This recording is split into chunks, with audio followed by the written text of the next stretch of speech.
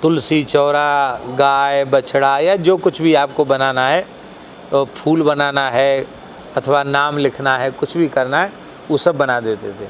अब बनाने के बाद वो मेन से गरम गरम मोम से लिख दिया और ऊपर से उसकी लुगदी को लगा देते थे। फिर ऐसे हाथ करके रखते, सूख जाते, थोड़ा थोड़ा पानी भी छींटते बीच में, सूख जाते, गिर ना जाए। और इसके बाद फिर 2-3 घंटे के बाद जब उसको धो देते तो जितनी जगह में वो मोम लगा है ना, उतनी दूर में रस नहीं, वो लाल नहीं होता था, उतना सफ़ेद सफ़ेद रहता था और बाकी पूरा रच जाता था। ये पुरानी पद्धति है मेहंदी रचाने की। बचपन में तो छोटे बच्चे भी रचा लेते, बालिकाएं नहीं, बच्चे भी रचा लेते हैं, शौक़ होता उनको। मैं पैर में महावर भी लगवा लेंगे छोटे बच्चे, और देख देख करके, और हाथ भी रचा लेते हैं बच्चे देख देख करके। ये है पद्धति मेहंदी रचाने की। ये जो जबड़ा है ना, ये जबड़ा, ये तो है सिल, और ये जो जीभ है ना, ये है लोढ़ी, और श्री हरिनाम है मेहंदी की पत्ती। इसको बीच में रख कर के खूब रगड़ो, रगड़ते रगड़ते रगड़ते रगड़ते, लाली मेरे लाल की, लाली मेरे लाल की, जित देखो तित लाल, लाली देखन में चली, मैं भी हो गई लाल।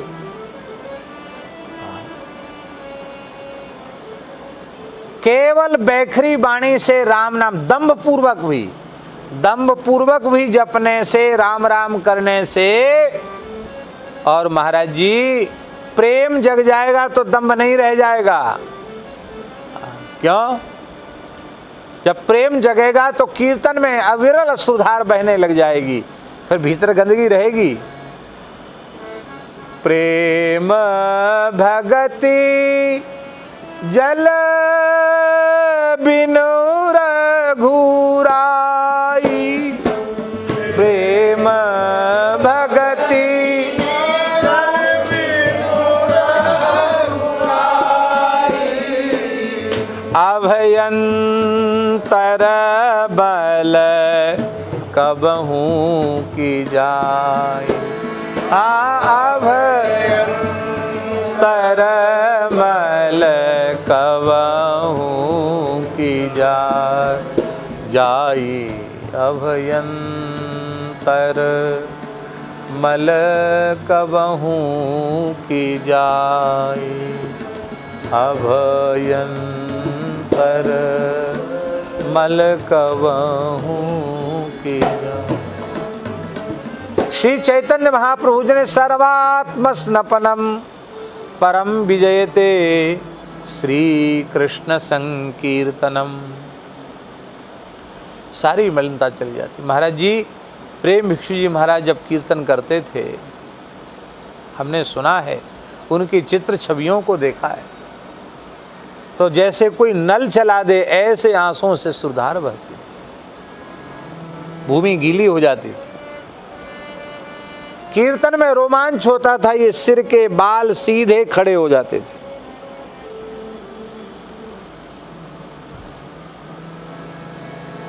बंबई से चिकित्सकों का दल आया, वो बोला कि किसी मनुष्य के शरीर में इतना पानी नहीं होता जितना आंख से निकल जाता। कहाँ से आता है ये पानी? बोले हमारा चिकित्सा विज्ञान फेल है। ऐसा अश्रुकंप स्वेद पुलक होता था उनको। द्वारिका में कुछ वल्लभ कुल के महानुभावों ने कहा, यहाँ श्री राम जय राम का कीर्तन नहीं हो सकता, ये द्वारिका है।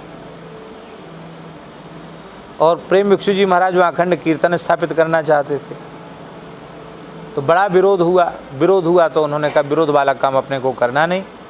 प्रार्थना की कि 3 घंटे की धुन तो मंदिर में कर सकते हैं कि नहीं? बोले हाँ 3 घंटे की धुन करो। अब 3 घंटे की धुन श्री राम जय राम की होने लगी। तो श्री प्रेम विक्षु जी महाराज के जो धुन होती थी उसमें 10-10, 20-20 ढोलक बजती थी एक साथ,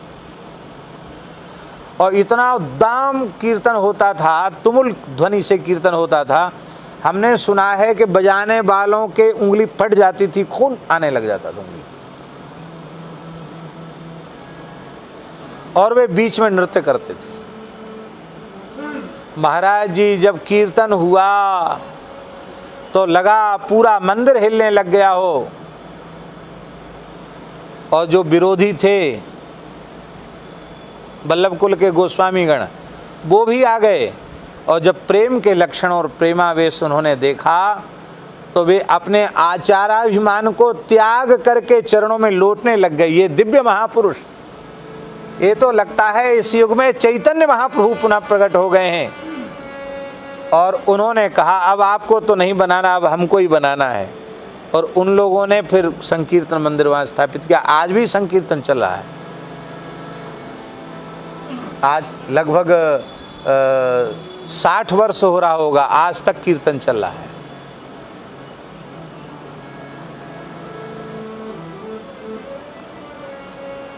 केवल और केवल वैखरी वाणी से, जिह्वा से आप राम नाम लो तो आपका भगवत संबंध जुड़ गया, और बिना चाहे भक्ति योग आ जाएगा, और बिना चाहे अष्टांग योग भी आ जाएगा, समाधि तक आ जाएगी, सब कुछ आ जाएगा। केवल जिह्वा से राम नाम लिया था तो पात्रता तो हमारी नहीं थी, पर भक्ति योग की सिद्धि अपने आप हो गई, योग की सिद्धि अपने आप हो गई। सारे योग नाम में समाहित हैं।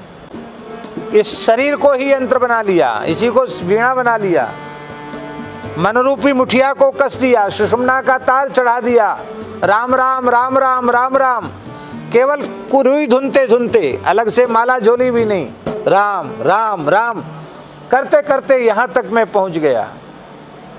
एक रंग भरा हुआ हरी चोला, एक रंग भरा हुआ हरी चोला, हरि कहे कहा दिलाऊं दिलाऊं, हरि कहे कहा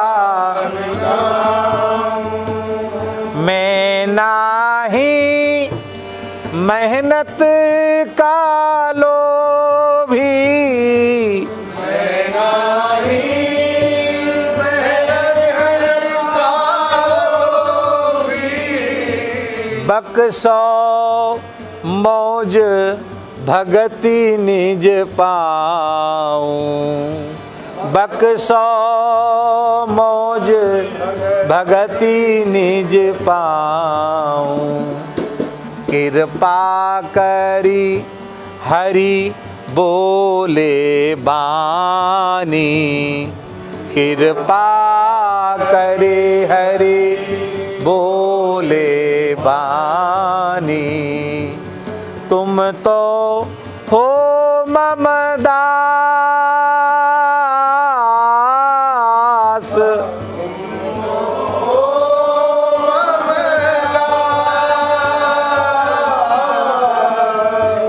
जन दरिया मेरे आत्म भीतर, जन दरिया मेरे आत्म भीतर, मेलो राम नाम विश्वास, मेलो राम नाम विश्वास, जो दरी जो दुनिया तो भी मैं राम तुम्हारा, जो दुनिया तो भी मैं राम तुम्हारा। तमाम संतों की वाणियाँ प्रमाण है। कहीं कुछ योग प्राणायाम चढ़ाना और सब साधन करना कहीं सीखने नहीं गए, केवल राम राम करते करते सब कुछ हो गया। बिना चाहे राम नाम से भक्ति मार्ग की प्राप्ति, बिना प्रयास के योग मार्ग की प्राप्ति, बिना प्रयास के निष्काम कर्मयोग की प्राप्ति। क्योंकि भजन करते करते समझ में आ जाता है कर्ता कारयिता च सः, करने वाले भी यही, कराने वाले भी यही। अब हमें जो कुछ करना है इनकी प्रसन्नता के लिए करना है, और करने के बाद इनके चरणों में ही अर्पित कर देना है। यही निष्काम करेंगे, हानि लाभ जय पराजय सब में समता आ जाएगी। और भैया फिर न देह के प्रति अहमता रहेगी, न संसार के प्रति ममता रहेगी, देहाध्यास की सर्वथा निवृत्ति हो जाएगी। भगवत सेवा भागवत सेवा करते करते तो बिना चाहे स्वरूप में भी स्थिति हो जाएगी, ज्ञान योग की भी सिद्धि हो जाएगी। और राम नाम का आश्रय नहीं लिया तो चाहे जितने पोथी पत्रा उलट पलट के घोट के पी जाओ, कंठस्थ कर लो, न ज्ञान योग की सिद्धि होगी, न कर्म योग की सिद्धि होगी, न योग की सिद्धि होगी, और ना ही भक्ति योग की सिद्धि होगी। केवल और केवल एक राम नाम। भक्ति है क्या? भक्ति को मानसजी में गोस्वामी तुलसीदास जी ने मणि कहा।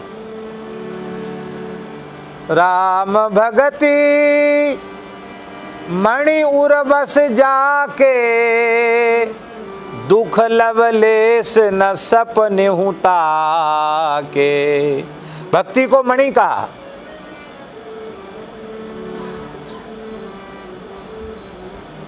और बालकांड में राम नाम को मणि कहा।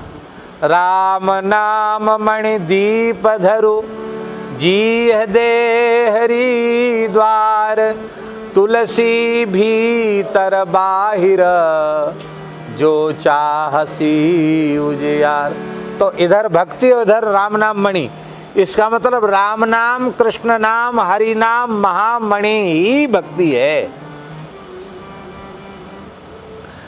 ये दीक्षा को भक्ति दान कहते हैं। क्या कहते हैं?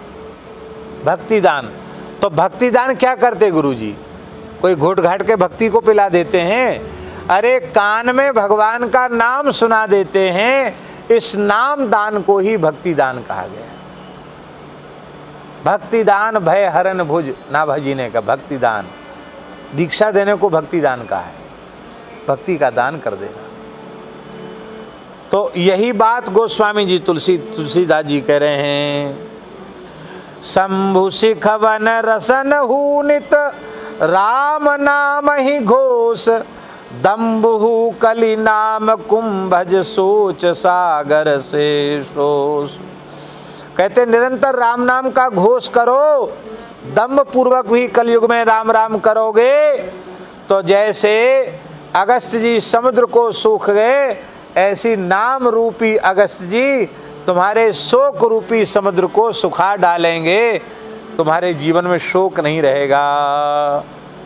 फिरत स्नेह मगन सुख अपने, नाम प्रसाद सोच नहीं सपने। फिरत स्नेह मगन सुख अपने, नाम प्रसाद सोच नहीं सपने।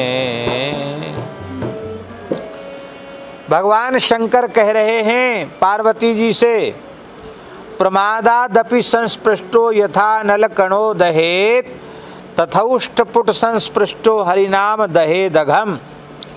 स्कंद पुराण काशी पूर्व खंड, इसमें 21वें अध्याय के 57वें श्लोक में भगवान शिव कह रहे हैं पार्वती जी से, पार्वती जी जैसे कोई धोखे से प्रमादवश अग्नि के ऊपर पैर रख दे तो उसका पैर निश्चित ही जल जाएगा, ऐसी ओष्ठ पुट पर एक बार हरिनाम आएगा तो पाप जलेंगे ही। चाहे आप प्रमाद से कहो, चाहे भूल से कहो, चाहे श्रद्धा से करो, चाहे अश्रद्धा से करो, करो बस, अवश्य करो।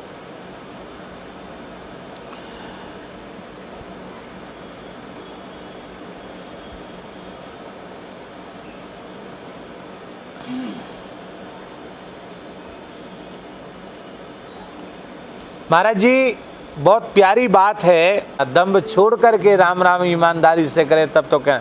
दम्भ जानते हैं, हम दूसरे को दिखाने के लिए माला जप रहे, चलो कोई बात नहीं, दिखाने के लिए जप रहे तो भी तुम्हारा काम बन जाएगा।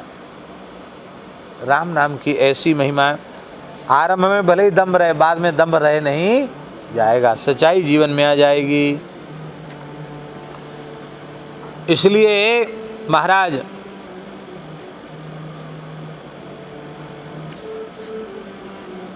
मोद मंगल मूल अति अनुकूल निज निर्जोसु, राम नाम प्रभाव सुनि तुलसी परम परितोषु। वह श्री राम नाम आनंद का निधान है, कल्याणानाम निधानम, कल्याण का निधान है, कल्याण की जड़ है। ऐसा राम नाम गोस्वामी जी कहते हैं हमारे लिए तो बहुत अनुकूल है, बहुत अनुकूल है राम नाम।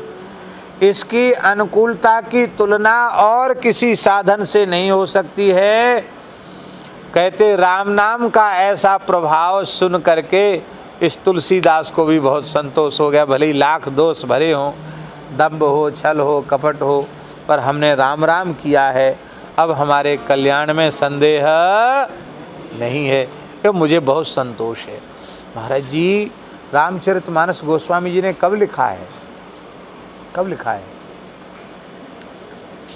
किस आयु में लिखा है? जन्मते ही तो मुख में से राम नाम बोला, राम बोला नाम ही पड़ गया था, और बचपन में ही श्री नरहरानंद जी से दीक्षा हो गई। भजन में तो बचपन से ही लग गए। पर महाराज जी गोस्वामी जी ने संख्या पूर्वक नाम का जप किया। कितना? लगभग 9 अरब। कितना कितना संख्या नाम जप किया? कितना? 9 अरब नाम का जप किया तुलसीदास जी महाराज ने संख्या पूर्वक।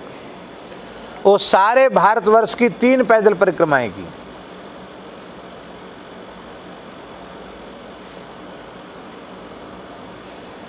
किस सन में, किस संवत में जन्म है गोस्वामी जी का? 1554 में है। 1554 विषय कालिंदी के तीर, श्रावण शुक्ला सप्तमी तुलसी धर्यो शरीर। 1554 में उनका जन्म है। और रामचरितमानस की रचना के पहले 9 अरब राम नाम जप चुके हैं वो।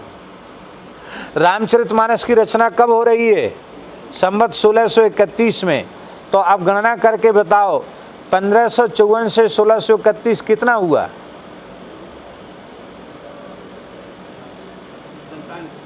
है ना 77 वर्ष है। 77 वर्ष हुआ ना, 77 वर्ष। 77 वर्ष की आयु तक राम नाम जपते रहे। और इसके बाद जब मानस जी लिखी है तो यही मह रघुपति नाम उदारा, अति पावन पुराण श्रुति सारा। और रामचरितमानस की रचना तो पहली रचना है। सारे 11 ग्रंथ लिखने के बाद अंतिम रचना है विनय पत्रिका। जैसे व्यास जी के द्वारा लिखे गए 18 पुराणों में अंतिम श्रीमद् भागवत है, भागवत सर्वोपरि है, ऐसी गोस्वामी तुलसीदास जी की समस्त कृतियों में चूड़ामणि कृति है श्री विनय पत्रिका। विनय पत्रिका लिखने के बाद तुलसीदास जी ने फिर कुछ लिखना आवश्यक समझा ही नहीं, पूर्ण हो गया, लिखना पूर्ण हो गया।